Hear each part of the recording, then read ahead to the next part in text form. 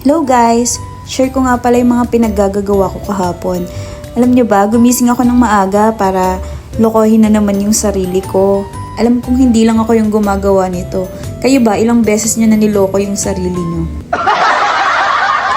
After magpagod-paguran, uminom muna ako ng mainit na gatas.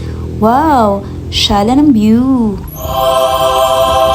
At eto nga, after kong magpanggap na nagpapapayat ako, nakwento ko kay La Papa na merong mga murang bilihan ng chocolates and mga chicha sa Novaliches doon sa may Quirino Highway. Dito nga pala to sa may Chocolate Project. Kung titignan nyo yung mga presyo nila, napakamura talaga kung i-compare mo siya sa ibang store. Ang sarap mamili dito. Bukod sa malawak yung store nila, marami ka pang pagpipilian. Kagaya niya, naka-sale 2,498. 3 for 100. O diba, sa 100 pesos mo, marami ka nang mabibili.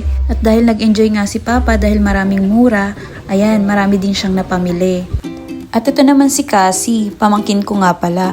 Idol niya kasi si Sky, kaya ang sabi niya, siya daw yung maglalagay ng mga pinamili sa counter. At eto nga, magbabayad na ako para makauwi na kami. Na-enjoy talaga naming mamili dito dahil sa 500 pesos mo, ang dami mo nang mabibili. Kaya sa may mga anak dyan, perfect dito mamili para pambaon ng mga bata. At eto nga, pauwi na kami. At dahil nagugutom na kami at walang pagkain sa bahay, sa Jollibee na kami nag-almusal. Sabi ko sa inyo, scam yung diet na